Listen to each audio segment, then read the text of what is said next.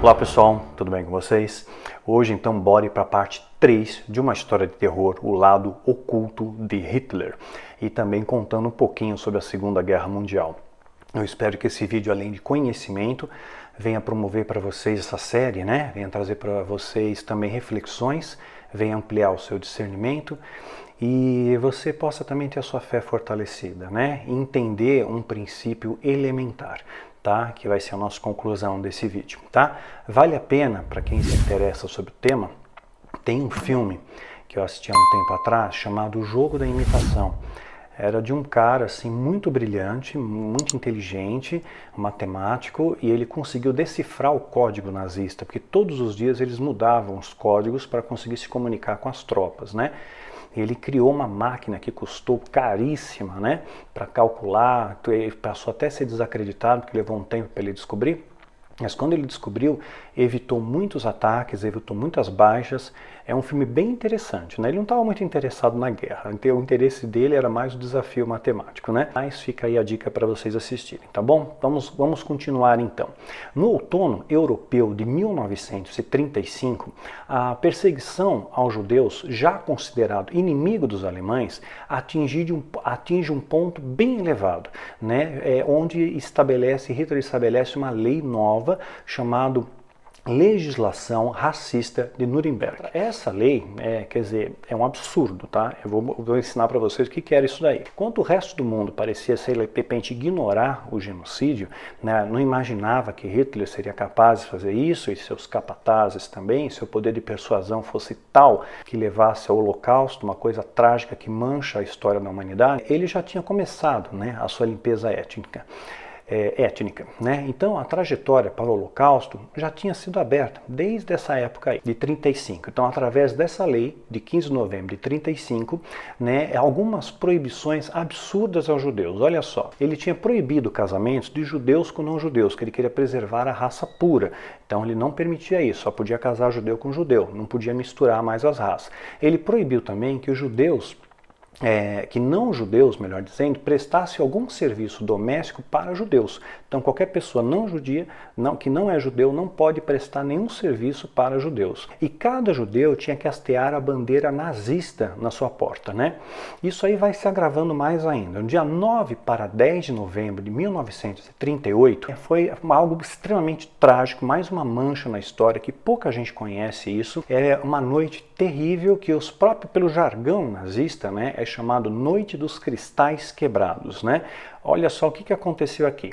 E aqui, segundo alguns historiadores, marcou efetivamente o início do Holocausto. Causou aqui o Holocausto, lembrando, causou a morte de 6 milhões de judeus na Segunda Guerra Mundial, até que chegassem os aliados e conseguissem derrotar a Alemanha. Então essa Noite dos Cristais ocorreu em toda a Alemanha e Áustria e foi marcada pela destruição de qualquer símbolo que remetesse aos judeus, qualquer símbolo judaico. Então sinagogas, casas comerciais, residências dos judeus foram simplesmente invadidas e seus pertences destruídos e saqueados. Então, nessa noite, mais de 7.500 estabelecimentos judeus foram simplesmente destruídos, inclusive sinagogas e tudo mais. 30 mil judeus, nesse período, foram levados a campos de concentração, fora a quantidade de mortos, que as fontes históricas são bastante controversas quanto aos números, né? E pior do que isso, né? O governo alemão, claro, né, encabeçado ali por Hitler, fez com que os judeus pagassem o prejuízo por aquela destruição. Eles tiveram que pagar um imposto a mais para para que a Alemanha reconstruísse aquelas áreas da cidade que foram destruídas, né? Que eram casas e lojas de judeus, né? Então, quer dizer, realmente é um absurdo, porque tipo assim, eles eram os culpados, entendeu? Olha só a obsessão. E o incrível, né, é que as pessoas acolhiam isso, né? Você vê que poder de persuasão tinha realmente algo por trás, tá? Então ele colocou uma série de proibições aos judeus, né? Muitos foram torturados, mortos, deportados para campos de concentração, e a justificativa pelos nazistas para acirrar mais ainda a violência contra os judeus, pegaram uma coisa aleatória. Tá? Houve um assassinato de um diplomata alemão em Paris. Então esse diplomata estava em Paris e esse diplomata foi assassinado por um jovem na época cerca de 17 anos. O nome do diplomata era Ernest von Hatt. 2 dias antes, então, da Noite dos Cristais Quebrados, o nome desse menino era o Herschel Greenspan, né? Tinha apenas 17 anos de idade, né? Então, apenas esse detalhe isolado, né? Esse menino ele era um refugiado judeu-polonês nascido na Alemanha. Ele acabou assassinando, então, um diplomata dia 7 de novembro de 38. E foi usado isso como pretexto para os nazistas, né? Quer dizer, tem muitas pessoas no mundo que cometem crimes, né? Então, você vai declarar guerra contra toda uma população, contra toda uma raça, contra todo um credo por causa de uma coisa isolada, quer dizer, é uma mente muito doentia. E aí ele começa então a lançar o programa antissemita, que a gente já explicou no vídeo anterior o que quer dizer o antissemitismo. E do dia 9 a 10 de novembro de 1938, atinge então o seu início com essa terrível e fatídica chamada Noite dos Cristais Quebrados. Porém, a perseguição aos judeus, só é importante você entender o contexto histórico, já tinha começado em 1933, quando Hitler assumiu a chancelaria da Alemanha. Lembra que ele começou a ter poder em 1933? Né? Ele convoca todos os cidadãos alemães, né, para não comprarem mais nada de estabelecimentos judeus. Então, quer dizer, já tinha um boicote aos judeus. Ele conseguiu convencer a população de que não devia comprar aos judeus. Qual era a ideia que ele colocou, né? E mais tarde, né, os judeus foram inclusive proibidos de frequentar estabelecimentos comerciais públicos, inclusive hospitais. Olha só que coisa, né? Então, ele mandava até soldados ficar nas portas dos estabelecimentos comerciais judeus para não comprar. O argumento dele parece muito com a argumentação hoje do Donald Trump, né? Então o Trump chega a dizer, primeiro lugar o quê? Primeiro lugar América, não é assim? Hitler falou a mesma coisa, em primeiro lugar Alemanha. Então ele usou a mesma frase, curioso isso, né? Hitler usou exatamente, em primeiro lugar, a Alemanha. E Goebbels, seu ministro de propaganda, claro, disseminou isso pela rádio, discurso e tudo mais, né, incentivando o povo alemão, dizendo que os judeus estavam tirando emprego deles. Então, os judeus eram responsáveis por todos os danos que a Alemanha sofria, né? Porque os judeus estavam tomando um emprego que poderia ser de um alemão, né? Então, é uma coisa curiosa, né? Como a história se repete. Em 1938, Hitler vai tomar a Áustria, né? E ele consegue a invasão da Áustria sem disparar um único tiro, apenas uma demonstração de força militar, né? E aí, Goebbels, né, o seu ministro de propaganda, faz uma imensa campanha aí mais acirrada ainda contra os judeus, né? E começa aquela questão de fabricar, que nós já falamos antes, 1 milhão de rádios para divulgar as ideias nazistas para as massas, chamado também psicologia de massas, né? Para culpar os judeus pela dificuldade de ascensão da Alemanha, né? Então, dizendo que os judeus estão tirando o emprego dos alemães. Então, voltando, em 1938, então, a perseguição já tinha começado veladamente em 1933 com o boicote das lojas e estabelecimentos judaicos, tá? Em 1938, também aconteceu outra coisa. Crianças judias sumariamente foram expulsas das escolas. Consegue imaginar uma coisa dessa? Né? E foi decretada, olha que coisa, né? E o que mais estapafúrdio nisso é como que as pessoas aceitavam isso, né? Como um ser humano aceita isso, como o nosso caráter pode ser deformado por palavras, né? Então, muito cuidado com o que você escuta, né? Então, a Bíblia diz para nós sermos prontos para ouvir e tardios no falar, né? Tardios no falar, tardios executar ações. Então, você tem que filtrar, né? Você tem que saber o que está na Bíblia e o que não está. Sabe como os bereanos? Checa na palavra que estão te falando se é verdade ou não. Você pode estar escutando, às vezes, a mensagem de um louco. Eu conheço, eu não vou citar nomes, evidentemente por uma questão de ética, mas tem pessoas, líderes evangélicos, né, desse sistema protestante no mundo, que são verdadeiras pessoas, não vou nem citar gênero, tá? Esquizofrênicas. Tem delírios, e dizem que esses delírios são visões e revelações, mas são coisas estapafúrdias, tem gente se autodeclarando aí já, representando os 2 últimos profetas, os últimos tempos, né, que a Bíblia remete a Moisés e Elias, na verdade seria alguém com a unção de Moisés e com a unção de Elias, não a encarnação ou, sei lá, a materialização deles. Tá? Eu já falei disso numa série de vídeos chamada Espadas de Fogo. Eu conto melhor essa história, né? Então já tem gente dizendo que essa pessoa é uma só, tá? Diz que ele faz parte das duas testemunhas, só que cadê a outra? Não sei. Então tem muita coisa estranha, tem gente alegando aí que foi para o inferno 20 vezes, foi para o céu 15 vezes, né? Ou então tem uma coisa muito alarmista, ou é muito extremista nas suas posições, saqueiam dinheiro do povo assim, sem o menor pudor. Então, cuidado com o que você escuta, filtra, retém o que for bom no seu coração e sempre chega na palavra, né? Coloca como modelo Jesus. Jesus faria isso? Jesus fez isso, né? Então, presta atenção nisso, tá? Então, foi decretada uma exapropriação compulsória dos judeus, ou seja, o que é isso? Todas as lojas, indústrias, estabelecimentos comerciais que pertenciam aos judeus, né, eles começaram a ser simplesmente expoliados, né? Uma exapropriação compulsória, tirava as coisas de você sumariamente, era amparado pela lei, pelo Estado, a polícia não intervinha, porque antes a polícia já estava aliada aos nazistas também, né? E em 1º de janeiro de 1939 foi adicionado obrigatoriamente que todos os documentos judeus fossem alterados. Para os homens, todos eles teriam o mesmo nome, Israel, e todas as mulheres tinham que ter o nome de Sara. Eles homogeneizaram para saber quem era judeu e quem não era. Lembrando que depois eles carimbavam no braço o hexagrama, que eu já expliquei no vídeo anterior o que significa, né? Hitler vai começar então a usar a sua máquina de guerra, né? Em seguida, da Áustria, ele vai para Praga, na primavera de 1939, especificamente 1º de setembro de 1939, dá início aqui a uma centelha para a Segunda Guerra Mundial.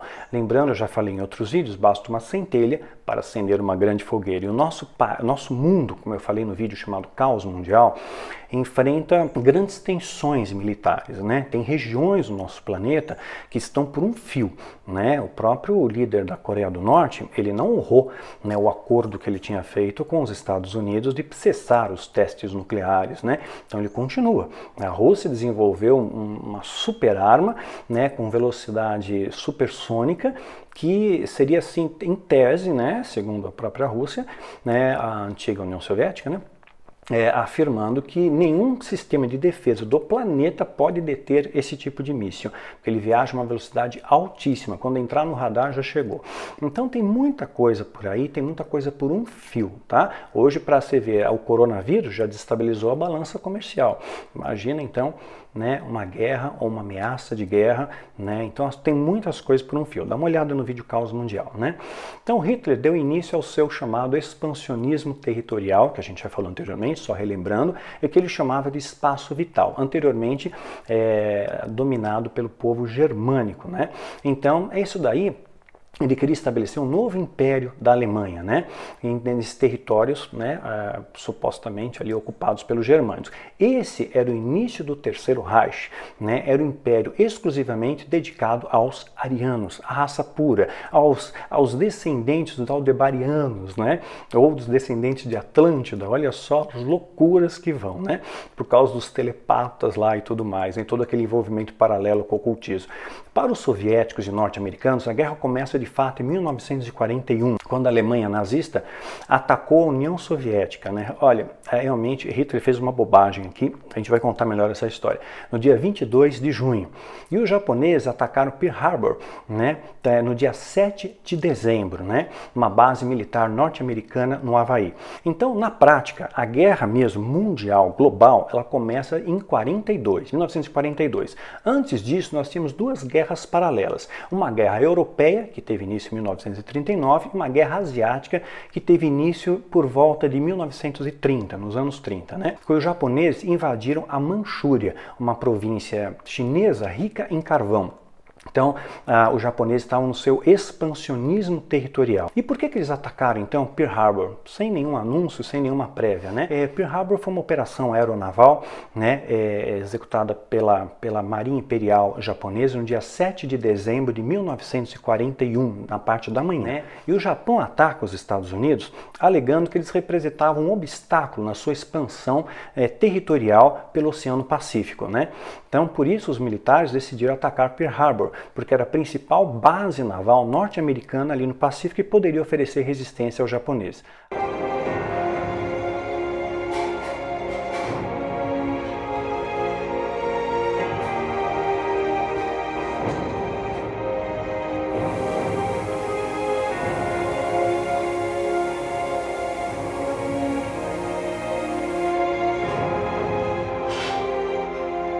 Estamos em guerra.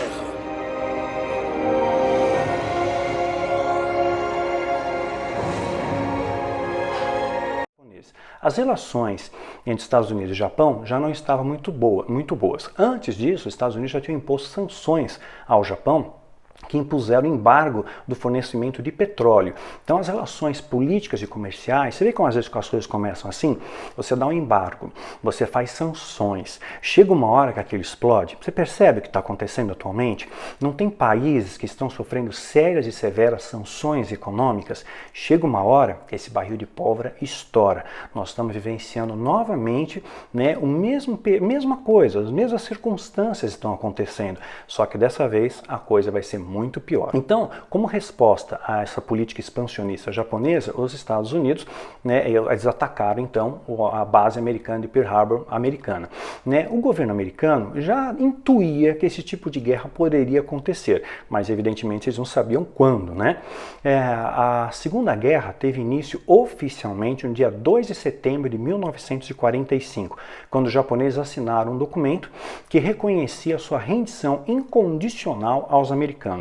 Porém, antes disso, os japoneses, né, aquela questão de honra, né, como tinham samurais também, não queriam se render, né, e os Estados Unidos então utilizaram força nuclear para isso. Lembra dessa tragédia humana também? Einstein ficou chocado com isso na época. Você vê a biografia dele, o que ele fala a respeito. Né? A tecnologia nuclear não era para ser usada para esse fim e hoje é para destruir a raça humana. Né? Então destruiu a cidade de Hiroshima e Nagasaki no dia 6 e 9 de agosto de 1945. Né? E impressionante como os japoneses conseguiram reconstruir essa cidade, hoje estabelecer uma sociedade mais equilibrada, né, segura, organizada. Né? É muito impressionante você ver essa superação dos japoneses. Né?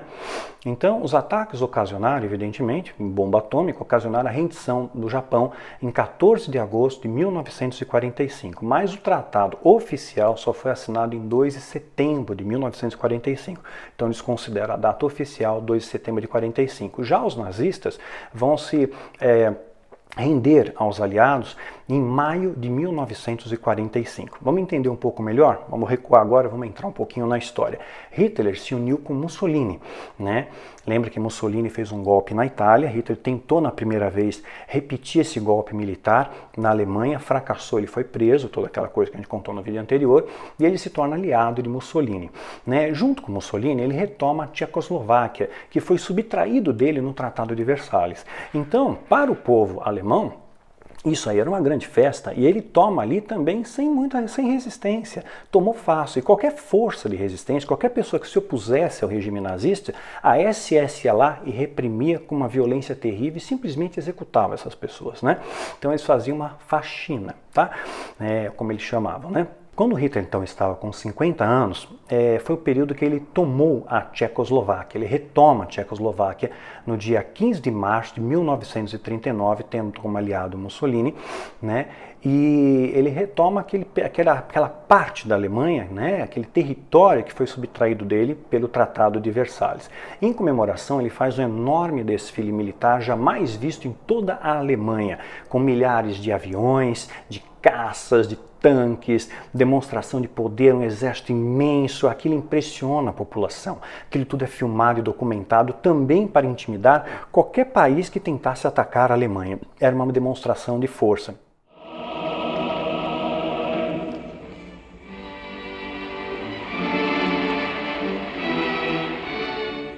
He marked the occasion with a huge military parade. He was now determined to go all the way. Europe's fears only aroused his contempt. I saw my enemies at Munich, he said. They were little worms. The center of Berlin had been turned into a vast military encampment. Hitler wanted the parade to fire the enthusiasm of the hesitant German public. He was still annoyed about the ovation Chamberlain and Daladier had received in Munich.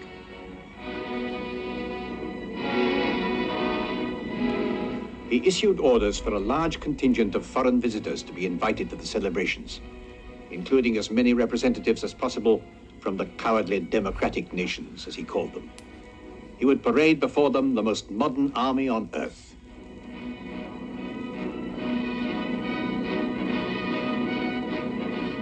4 hours, units from every branch of the armed services marched past the platform. Visible proof of the frantic rearmament which Hitler had inaugurated. Então a Tchecoslováquia acabou fazendo parte do território alemão nesse período que foi ocupado pelos nazistas, né? Que vai compor de 15 de março de 1939 até 8 de maio de 1845, onde ela ganha novamente o seu poder territorial, né? Graças à derrota da Alemanha. Então em 15 de março de 1939, as tropas alemãs invadiram também a Boêmia e a Morávia. E quando atacou Varsóvia, capital da Polônia, foi algo maciço, né? Varsóvia, capital da Polônia. Ele atacou em 1º de setembro de 1939. Olha que máquina de guerra, né? A Alemanha simplesmente invade a Polônia na madrugada de 1º de setembro de 1939. Né? E supostamente eles dizem que a Polônia deu o primeiro tiro, né? Então existem algumas fontes históricas que dizem que sim, outras dizem que não, mas ele usou esse subterfúgio e atacou a Polônia, e sua propaganda nazista dizia que os poloneses estavam sobrepujando os alemães, mostravam casas queimadas, era uma propaganda falsa, era enganada. Você vê como a mídia já era manipulada desde aquela época, eles faziam os alemães crerem naquilo, nos ideais que eles acreditavam, eles filtravam notícias para as pessoas e muitas vezes apresentavam imagens que não eram reais, notícias que não eram reais. Claro que hoje, com a competitividade das mídias, está um pouco mais difícil, mas países fechados como a Coreia do Norte, o cara fala o que ele quer na televisão, né? Então é impressionante, né? Então, isso acaba de fato marcando, né, o início da Segunda Guerra Mundial, aqui envolvendo a Alemanha. A Alemanha que foi derrotada, então, na Primeira Guerra, havia perdido seus territórios e agora começa a recuperá-los. A Alsácia, Lorena e parte da Prússia passa a ser reintegrados. Então, Hitler ele vai ao fronte de batalha na guerra contra a Polônia. Isso entusiasma a tropa e, segundo algumas fontes históricas, aqui há pequenos conflitos entre historiadores, mas eu assisti um documentário, acho que esse aqui é o mais relevante. Ele diz que ele destruiu a Polônia e tomou a Polônia em apenas 2 semanas. Foi um grande massacre. Em seguida ele parte para a França, né? E sua força aérea, sua intimidação faz com que a França se renda a ele. Ele ataca em 10 de maio de 1940, né? E também ataca a Holanda, Bélgica e a França ao mesmo tempo. A França vai sucumbir em poucas semanas. A força de Hitler era ameaçadora. E logo depois de tomar o território, Hitler vai com a sua equipe de propaganda para Paris, né? Vai visitar o seu novo território. Ele vai lá em 22 de junho de 1940. E ele é filmado pela sua equipe de propaganda, mostrando um triunfo, para mostrar isso depois para o povo alemão. Estamos conquistando, estamos com poder. E estava tudo funcionando muito bem, né? Então ele visita o Arco do Triunfo, ele visita a Ópera Nacional, a tumba de Napoleão, faz fotos em frente à Torre Eiffel, né, marcando ali a presença, mas foi a única vez que ele botou os pés na França, nunca mais ele foi depois, né? Depois ele parte para o ataque para a Inglaterra, e aí foi um erro muito grave estratégico dele. Ele imaginava que os ingleses iriam se render mediante a demonstração de força dele, poderio militar, assim como os franceses fizeram, só que os ingleses revidam, eles lutam, e Hitler não esperava revidarem, porque os ingleses tinham uma arma que os alemães não conheciam ainda. Os ingleses já tinham o radar, era algo fantástico para aquele momento histórico. Ninguém tinha, os ingleses tinham. Então eles conseguiram localizar a invasão pelo radar e atacaram ferozmente a força aérea alemã, né? Esse ataque contra a Inglaterra ocorreu entre 1940 e 41 e eles procuravam atingir alvos estratégicos para intimidar, né? Mas eles começaram a revidar, né?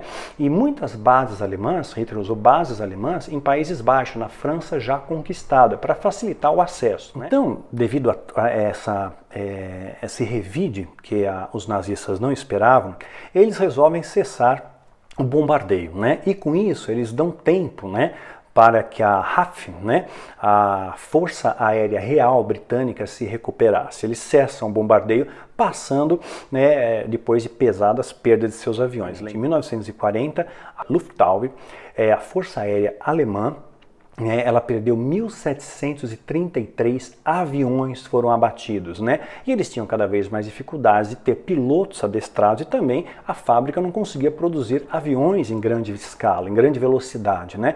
Então 1.733 aviões perderam. Então por isso ele desiste um pouco de atacar aquela região.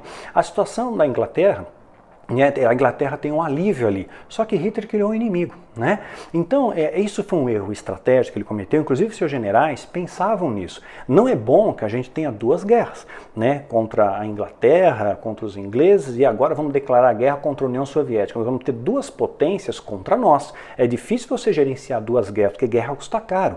É manutenção, né, para tropa, é munição, é arma, é alimento, é remédio. Então tem todo um custo por trás disso, né? E aquilo talvez a Alemanha não conseguisse sustentar. Mas os generais não ousavam discutir com Hitler, não ousavam expor a sua expressão. Hitler falou, estava falado. Olha só que poder de intimidação. Mesmo generais veteranos de guerra que conheciam profundamente as estratégias militares, não ficavam calados, não pronunciavam a sua opinião por temerem a Hitler, né? Então ele resolve invadir a União Soviética, né? Hoje a atual Rússia, né? E foi uma estratégia realmente trágica, imprudente, né? Ter dois países em guerra simultânea, né? Então, mesmo assim, né? 2 anos depois, que quando cessaram, né? Quando ele fez o cessar-fogo na Inglaterra, ainda a Inglaterra já tinha recebido cerca, nas suas cidades, né? 58 mil 58.000 toneladas de bombas. Olha só quantas bombas ele mandou, né?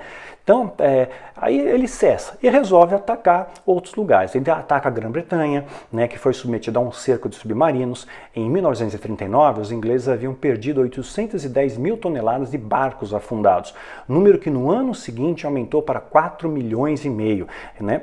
Atingindo seu máximo de perdas em 1942, quando mais de 8 milhões de toneladas foram postas a pique, né, por torpedos alemães lançados por seus submarinos. Hitler ele escolhe, aí foi uma estratégia, né, militar dele, ele escolhe a ofensiva com submarinos devido à inferioridade alemã numérica na esquadra. Então a sua infantaria tinha uma quantidade menor. Então ele resolve atacar ali, também não tinha grandes navios de batalha, e resolve atacar a guerra submarina, né? E então isso ele queria reeditar, né, com esse ataque, o bloqueio continental ordenado anteriormente por Napoleão, né, isolando a Inglaterra e suas colônias. Ele procurava então secar as fontes de abastecimento de matérias-primas, de alimentos, necessárias evidentemente para o esforço de guerra, né? Em 22 de junho de 1941, os alemães tinham 3 objetivos. Aqui eles se lascaram. Hitler queria tomar Moscou, né, a capital, Leningrado e Stalingrado, né? Então, Leningrado foi uma terrível batalha, né? Os alemães sitiaram ali durante 900 dias para deixar a cidade morrer de fome. É uma estratégia militar antiga isso, colocar a cidade em estado de sítio para que ela se sufoque, né? Isso aconteceu com Jerusalém também, no ano 70 depois de Cristo, né? Jerusalém também foi sitiada por tropas romanas, né? E há relatos de fome na cidade que mostram o verdadeiro desespero da população. Assim, se você pegar livro como Flávio José, historiadores judeus, você vai ver como é que foi o sítio a Jerusalém, que coisas terríveis aconteceram ali, que muitas vezes a gente não tem ideia, né? Mas dá uma procurada lá no livro de Flávio José, a História dos Hebreus, né? Nessa parte que ele conta a respeito do estado de sítio quando os romanos sitiaram Jerusalém para depois tomá-la, né? Então, voltando aqui, o ponto-chave da Segunda Guerra Mundial acaba acontecendo em uma cidade do sul da União Soviética, atual Rússia, né? Que ficava às portas de Cáucaso, que é à beira do Volga, que é uma cidade chamada Stalingrado. A conquista dessa cidade era crucial para os alemães. Primeiro, para garantir o controle aos poços de petróleo de Cáucaso. Quer dizer, isso era uma coisa importantíssima, você ter controle do poço de petróleo, você tem dinheiro, você tem verba, você tem recurso, né? E também Hitler tinha uma birra, né, com Stalin, né? Joseph Stalin, que era então o líder da União Soviética, e essa cidade, Stalingrado, levava o seu nome. Então Hitler, né, por uma paranoia dele, ele queria também tomar Stalingrado. Essa luta em Stalingrado foi muito dura, muito severa. Se você pesquisar a história, não dá para a gente entrar nos detalhes aqui, mas ela foi de junho de 1942 até 1943. Antes da Stalingrado, a Alemanha já haviam conquistado vastos territórios da União Soviética, né? Os alemães tinham conquistado países bálticos, Ucrânia, etc., né? E isso teve início, né, essa invasão da União Soviética teve início em 22 de junho de 1941, chamada Operação Barbosa, né? Vai atacar a União Soviética, que foi suicídio, mas ele mandou uma superpotência. Olha só o exército de Hitler. Pasmem, ele mandou 125 divisões para essa invasão. Uma divisão militar, ela pode oscilar, dependendo da sua divisão, entre 9 mil a 20 mil soldados, tá? Ele mandou 125 divisões. Então, milhares de aviões dizimaram a defesa soviética. Ele ainda tinha uma força aérea poderosa, embora tivesse tido algumas baixas anteriormente, né? Em poucas horas, 3 exércitos gigantescos, totalizando 5 milhões de homens, né, e 4.300 tanques de guerra dominam o Exército Vermelho. Inicialmente, eles estavam por cima da carne seca, né? E eles queriam ir em direção a Leningrado, ao norte de Moscou. E Moscou estava apenas 100 quilômetros, né, dos alemães, estava perto de ser conquistada, mas eles tinham que conquistar Leningrado antes. E com isso, eles conquistariam o seu expansionismo, que eles chamavam de espaço vital. Né? Quer dizer, então milhões, né, milhares de soldados do Exército Vermelho morreram, né? E o que acontecia? Quando os alemães tomavam uma área, né, dominavam um território, atrás deles vinha a SS. A SS tinha toda a liberdade de matar, de executar livremente, né? Então não faziam prisioneiros, eles matavam. Então os guardas da SS simplesmente chegavam após a tomada do exército e faziam o que eles chamavam de faxina, né? E simplesmente iam atrás e matavam todos aqueles que sobreviviam, né? Eles tinham total imunidade, eles matavam homens, mulheres, crianças, soldados, principalmente judeus, né? Então, nesse momento histórico, um de seus oficiais chegou a refletir a respeito e mais tarde foi um daqueles que tentou assassinar Hitler. Das tentativas de assassinato veio um desses oficiais que presenciou essa cena, né? E ele chegou a refletir, isso está num diário dele, que ele era um soldado, ele não era um assassino, né? Então aquilo começa a elaborar dentro dele planos para matar Hitler, né? Que mais tarde vai ser batizado de Operação Valkyria. Quase 1 milhão de pessoas foram mortas a bala, né? Pelos alemães, simplesmente matavam, faziam as pessoas cavarem suas próprias covas, ficavam em pé e atiravam e jogavam cal e depois a terra por cima, né? Isso foi chamado também, paralelamente, chamado de Holocausto por balas. Nem sempre isso está nas histórias que a gente escuta, né? Então a Batalha de Stalingrado foi uma das mais violentas, durou 6 meses e totalizou mais de 2 milhões de mortos, né?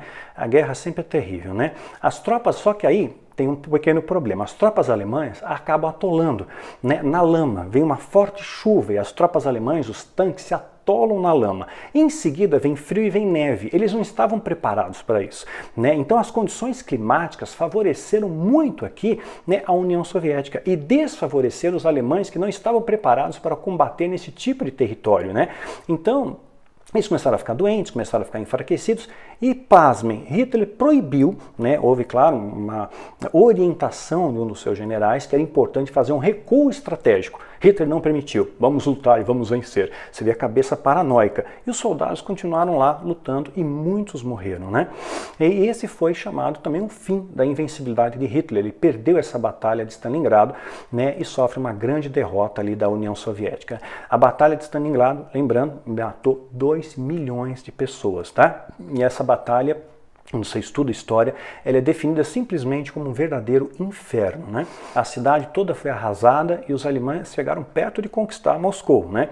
Mas a resistência dos soviéticos derrotou os alemães. Durante essa batalha, todos os dias, diariamente, soldados e munições eram enviados às tropas soviéticas em suas trincheiras de combate e garantiram então a sua vitória, numa operação que os soviéticos chamaram naquela época de Operação Urano. Então, Hitler perde para a União Soviética, a atual Rússia hoje.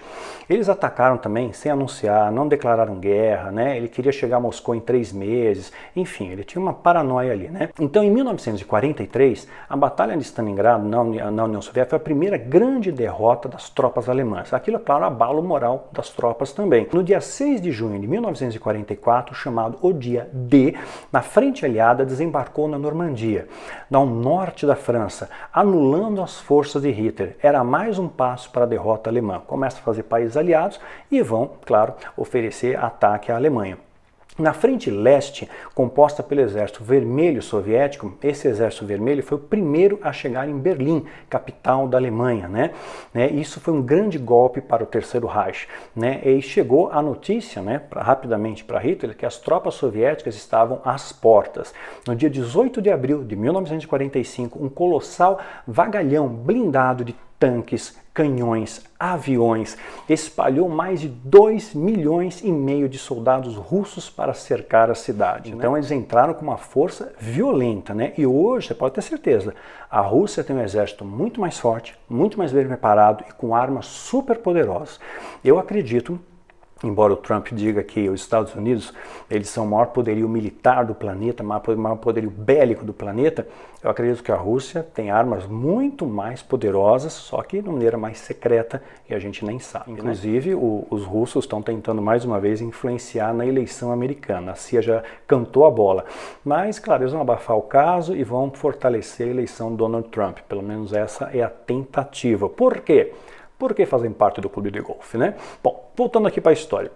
Mais de 1 milhão, né, de soldados vão combater numa espetacular batalha de ruas contra as forças alemãs de resistência. E contavam, nesse momento histórico, as forças alemãs contavam com todo mundo, foi o plano guerra total. Então, adolescente ia para a guerra, idosos iam para a guerra, todo mundo ia para a guerra, nem todos armados, mas isso gerou também para os soldados da Rússia, né, cerca de 300 mil baixas. Eles também sofreram grandes baixas, mas foram muito corajosos, muito organizados no ataque. Então os soviéticos tiveram 300 mil baixas em vários lados ali. A última aparição de Hitler aparece quando ele recebe ainda alguns convidados. Ele está na sua chancelaria, que estava já toda destruída, atacada por bombas, e havia um bunker embaixo, né? Embora alguns de seus oficiais imaginassem que ele ia se esconder numa casa das montanhas, que ele mandou construir para ser uma nova base de poder para ele, chamada Ninho da Águia, né? Custou milhões para fazer, desapropriaram áreas sumariamente, enfim, causaram um pandemônio. E dali tinham túneis subterrâneos, haviam bunkers considerados pelos seus oficiais mais próximos como muito mais seguros, né? E do que aquele bunker bem embaixo da chancelaria. Mas Hitler não queria sair de Berlim, né? Então ficaram num bunker. Imagina só, você fica num bunker, tudo concreto, claustrofóbico, e ficaram ali apertados. Mas eles só bebiam, fumavam, se drogavam e esperavam, né? Era um bunker bem embaixo da sua chancelaria, né? Então, inclusive, tem foto dele nessa ocasião, com a gola, a capota levantada, e ele é cumprimentado pelas pessoas, pelos seus bajuladores, sempre imaginando quem seria o sucessor dele, né? Então, ele estava do lado de fora da chancelaria, quando ele foi fotografado, e nesse dia eles distribuíram, né? A equipe de Hitler distribuiu a todos os convidados o quê? Qual foi o presentinho? Cápsulas de cianeto de potássio. Caso eles fossem capturados pelos soviéticos, não fossem torturados, tivessem que confessar alguma coisa, algum segredo nazista, né, muitas vezes obtido através da Gestapo. A Gestapo era uma espécie de polícia secreta nazista, tá? Era o equivalente à CIA, uma KGB, tá? Mais ou menos isso, tá? Era a polícia secreta alemã, era a Gestapo. Então, caso alguém deles fosse preso, né, para que eles não falassem os segredos de guerra e etc e tal, e fossem poupados de torturas, ou de prisões, ou de enforcamentos, sei lá, eles pudessem se matar com a cápsula de cianeto. Então, todos os convidados receberam de presente uma cápsula de cianeto de potássio, né?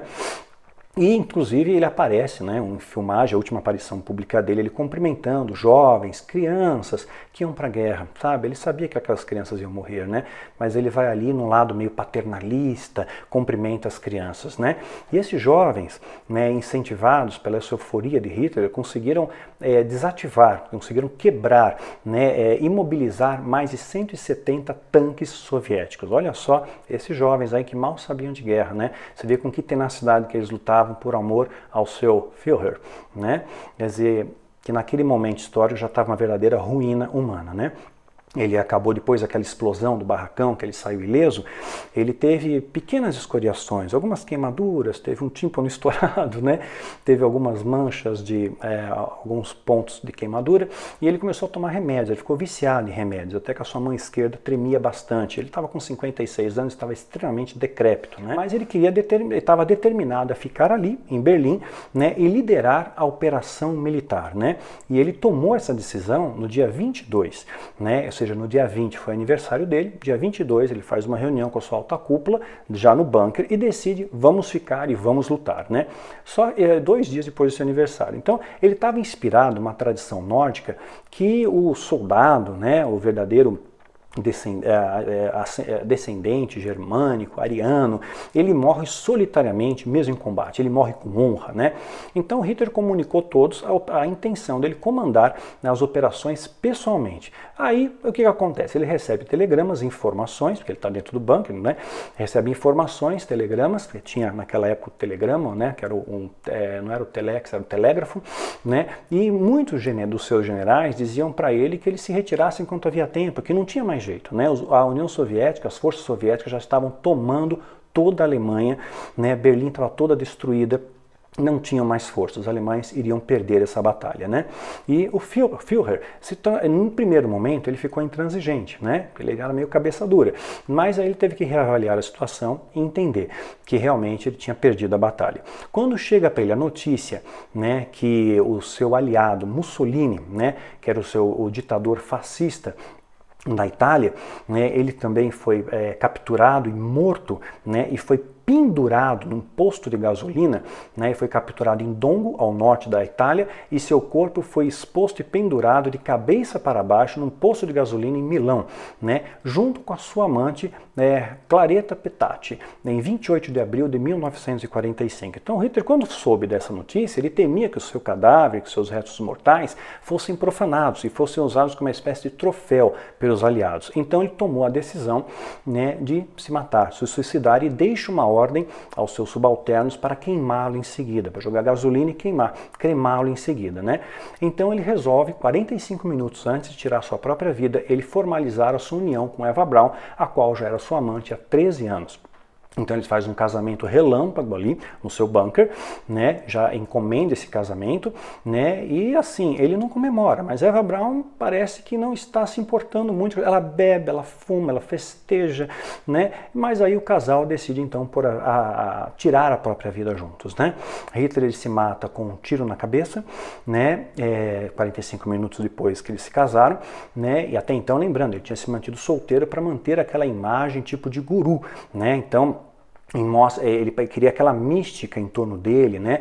Que a dedicação dele era exclusiva ao povo alemão, aos ideais nazistas, então ele não teria tempo a se comprometer com família, com filho, com esposa, então era como se fosse um celibatário vegetariano, algo como Gandhi, né? Um grande líder, essa era a ideia. Então aí no final ele assume então, né, o seu relacionamento com Eva Braun, casa-se com ela e 45 minutos depois ele acaba se matando com um tiro de pistola. Eva Braun toma 2 cápsulas de cianeto de potássio e morre também. Seus restos mortais então são queimados pelos seus subalternos conforme ele orientou, né? São jogados gasolina nele ali. Então essa dominação de Hitler, ela perdurou entre o período de 1941 a 1944. Ele tinha completo domínio ali, né? Mas aí os exércitos soviéticos forçaram, né, os alemães a recuar no leste europeu, né? E cada vez mais Hitler estava acuado, né? Então não tinha mais jeito para ele. E olhem só, pasmem com essa situação. Muitos dos seus oficiais mais próximos, muitas pessoas do exército, cometeram suicídio em massa. A maior parte deles tinha uma cápsula de cianeto no anel. Cometeram suicídio em massa ou com tiro ou tomando cianeto, né? Se mataram. Houve uma grande baixa de suicídios no exército alemão. Porque eles, sabendo da derrota da Alemanha iminente, né, e os seus generais também sabendo que Hitler tinha cometido suicídio juntamente com sua companheira Eva Braun, quando aquilo chega ao conhecimento dos soldados, oficiais do exército, eles tinham tanta fascinação por Hitler que eles não conseguiam imaginar o mundo sem um líder, sem o Führer, né, sem ele, porque o mundo sem Hitler poderia ser um local hostil e perigoso. Então, era melhor se matar. Houve oficiais que se mataram no próprio bunker de Hitler. Trouxe toda a sua família. Trouxe esposa, filhos, mataram os filhos, também sedando e dando cianeto, depois se mataram também. E houve grandes baixas. Você vê só que perturbação mental. Muitos acreditavam que a morte dele poderia fazer com que eles não tivessem uma boa vida, né? Então acabaram então decidindo também se suicidar. Você vê a que ponto chega essa manobra de palavras, essa manobra oculta que estava por trás dele, né? Então, ele estava refugiado, lembrando-se, em Berlim, quando ele se suicida no seu bunker embaixo da sua chancelaria, né? Isso ocorre no dia 30 de abril de 1945. O Hitler vai ter 56 anos de idade. E o restante, então, né, dos seus seguidores, que não se mataram, se rendem, que era a grande maioria, evidentemente, civis e tudo mais, se rendem no dia 7 de maio de 1945, pondo fim, então, a essa guerra na Europa, no dia 7 de maio de 45. Relembrando, então, os japoneses se renderam em setembro, né, em setembro de 45. Em maio, aqui nós vamos ver, em 7 de maio de 45, termina a guerra na Europa, né, os alemães se rendem ali, não tem mais jeito. Neste mesmo ano, em 24 de outubro de 1945, a ONU é formada, a Organização das Nações Unidas. Ela é fundada por mais de 50 países, depois ela vai ganhar os moldes que permanecem até hoje. 5 países majoritários, as 5 grandes potências, e tem mais 10 que são transitórios, né? Existem projetos aí para ampliar esses 5, para colocar mais 5 com poder de veto, né? Mas surge ali. A ONU, ela nasceu com o objetivo de promover a paz do mundo, estabelecer e manter a paz mundial para que os horrores da guerra não aconteçam novamente, né? Só que mesmo com a ONU, vocês observem que o mundo não tem paz, né? Não basta ter a ONU, né? Então, nós continuamos vivendo e cometendo os mesmos erros que antes, e Jesus vai voltar e as coisas vão acontecer conforme a Bíblia diz, né? Eu creio que realmente nós vamos ter uma terceira guerra, não de imediato, evidentemente. Eu acho que primeiro vem uma pandemia, né? Vão vir perseguições aos cristãos, uma série de coisas, e a Bíblia já prediz. Depois, na grande tribulação, aí acho que o bicho pega, talvez a gente pegue alguma coisa, algum pedaço de guerra, mas não a parte mais violenta. Eu creio que aquele cristão legítimo verdadeiro vai ser arrebatado ao céu, Jesus vai nos buscar, a promessa dele, não nos deixaria órfãos, ele viria nos buscar.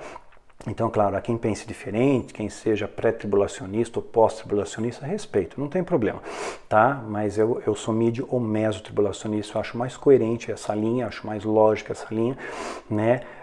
Então, eu creio que a gente vai passar assim para ser provado e aprovado, né? Vamos passar por metade da tribulação que ainda não começou, tá? Tem gente que acha que a gente já está na tribulação, ainda não, tá? Talvez não é marcando data, tá bom, gente? Eu não tenho essa legitimidade, não tenho esse poder, tá? Só Deus sabe, né? Mas segundo o programa do satanismo, da Irmandade, né, a grande tribulação com o governo do anticristo e poderes absolutos a ele começaria em 2023, onde a primeira medida vai ser lançar uma pandemia no mundo para diminuir as forças de resistência. Então, todos aqueles que não aceitarem as condições impostas pelo anticristo, se fosse o chip, por exemplo, todo aquele que não tem o chip, não recebe a vacina da cura. Então, aí, com isso, ele elimina todos os focos de resistência. E depois vai haver um domínio maior, vai ter uma aparência de paz, vai ter uma aparência que realmente ele é um cara bom, que trouxe a paz mundial, o equilíbrio, a prosperidade para o mundo e tudo mais, né? Só que aí vai vir uma repentina destruição, entra uma terceira guerra e coisas mais vão acontecer. Então, a gente não pode impedir o apocalipse de acontecer, como eu falei no vídeo sobre avivamento. Você não viu? Dá uma olhada. Hoje a gente fala muito sobre isso, avivamento. Você fala o que o povo quer ouvir, né? E Hitler muitas vezes falava isso. O seu ministro de propaganda, Goebbels, muitas vezes falava que o povo queria ouvir. Eles podiam estar sofrendo mal das derrotas. Ele dizia que os alemães estavam ganhando, né? Eles podiam ter os maiores problemas financeiros. Eles diziam que a Alemanha estava prosperando, né? Então, essa propaganda por trás, né, essas palavras que manipulam as massas nem sempre são verdadeiras. Então tenha cautela, né, nas vozes que você segue, nas vozes que falam, que muitas vezes chamam para si mesmo poder, né, que são gananciosos ou que remetem ódio a uma outra expressão religiosa, ódio a uma outra raça, né? Isso tem dentro das igrejas também. Tem preconceito dentro da igreja, tem homofobia dentro da igreja, tem gordofobia dentro da igreja, tem racismo dentro da igreja, tem ambição, tem ganância, tem mentira, tem teatro, tem ilusão, né? Tem ganância, tem corrupção, então os altares estão muito contaminados. Claro, lembrando, com raras e honrosas exceções, né, estão corretos, então é o remanescente fiel, graças a Deus, que eles existem e você, creio que faz parte dele também, né? Então, não se desvie da rota, se mantenha no centro da vontade de Deus, esse é o caminho mais seguro, né? Então, nada adianta você fazer pacto com o demônio, Isso é tudo ilusão. O diabo é especialista na arte do engano, da mentira. E às vezes eu vejo pessoas, né, especialmente os mais jovens, correndo atrás de poder, de dinheiro, né, querendo fazer pacto com o demônio, querendo fazer parte de uma seita secreta, achando que aquilo vai remeter para ele alguma alegria. Né? Só Jesus pode trazer alegria. Às vezes tem pessoas no mundo que têm dinheiro, que têm poder, têm fama, têm tudo e se matam, né? Não tem alegria na vida. Não é isso que traz alegria. A alegria no Senhor é tua força, né? Então essa sede de poder, essa briga às vezes que a gente vê internamente, eu acho que você deve saber disso, né? Dentro da igreja tem uma briguinha de poder. Quem vai ser o líder de louvor? Quem vai ser o líder disso? Líder da intercessão? Quem é o líder da célula? E aquele briga, um quer puxar o tapete do outro. Pô, isso é igreja, gente. Quer dizer, isso aí não é um cristão legítimo verdadeiro. A Bíblia diz para chorar com os que choram e se alegrar com os que se alegram, não é isso? E a gente não está fazendo isso. Aquele que se alegra, a gente quer que chore. Né? A gente se entristece com a alegria alheia. Você conta para o irmão da igreja: irmão, comprei um carro novo. Da onde veio esse dinheiro, hein? Você deve ser corrupto, ladrão, satanista. Quer dizer, já começa a te julgar, por exemplo. Mas é esforço do seu trabalho, de uma conquista sua, você parcelou, e as pessoas não querem saber, simplesmente te julgam, te rotulam e acabou, né? Isso não é ser cristão. Jesus não fez isso. Jesus não fez acepção de pessoas. Jesus não agiu... tem uma pessoa que falou para mim numa live, falou: Daniel, você está sendo muito politicamente correto, né? Porque eu falei que o Papa Francisco me parece uma boa pessoa como ser humano, tá? O padre Fábio de Mello me parece uma boa pessoa, um ser humano fantástico, né? Eu sigo um sheik muçulmano, é uma pessoa com grande sabedoria, uma profunda humildade. Eu sigo um rabino, né? Então, eu não faço acepção de pessoas. Jesus também não fez. Jesus, ele falou com a mulher samaritana, que ninguém falava, era considerada impura. Ele tocou os leprosos, que ninguém queria encostar. Ele se sentou junto com cobradores de impostos, que eram assim, que os judeus tinham ojeriza total, né? Jesus quebrou os paradigmas. Ele defendeu a mulher adúltera, que mesmo pela legitimidade das leis mosaicas, né, Jesus conseguiu refrear aquele apedrejamento, né? E com muito amor e ternura ele fala para aquela mulher, João capítulo 8, aonde estão teus acusadores? Não tem nenhum aqui. O que Jesus diz? Eu também não te condeno. Vá e não peques mais. Que poderoso, que lindo, né? O perdão, simplesmente assim. Então, esse é o amor de Jesus, é o evangelho puro, simples e poderoso, né? E às vezes a gente fica com preconceito, fica apontando o dedo. Jesus, ele quebrou paradigmas na parábola do samaritano e do fariseu, né? Lembra dessa parábola? Né? Quando ele coloca ali o fariseu e o publicano, né, no altar, no templo, o fariseu na frente batendo a mão no peito: eu dou o dízimo, eu oro, eu jejuo, eu faço, eu aconteço. E o samaritano lá atrás: Senhor, tende piedade de mim, né? Tende piedade de mim. Quem é que desceu justificado, né? O samaritano, o publicano, né? O cobrador de impostos, ele desceu justificado, porque Deus vê o coração. Então não adianta você usar uma capa farisaica se seu coração está longe de Jesus, né? Deus vê o seu coração, Deus enxerga a sua ganância, a sua cobiça, né? A sua inveja, o ódio que você tem, a raiva camuflada. Então não faça isso, né? Você só vai ter a perder, porque tudo isso, historicamente, sempre vão te levar ao mesmo caminho, à sua ruína, ao seu sofrimento, à sua destruição, tá bom? Espero que essa série de vídeos tenha colaborado para te edificar, para te fazer pensar, trazer reflexões e venha transformar a sua vida, né? Para a honra e glória do Senhor. Que Deus te abençoe e te guarde. Até o próximo vídeo.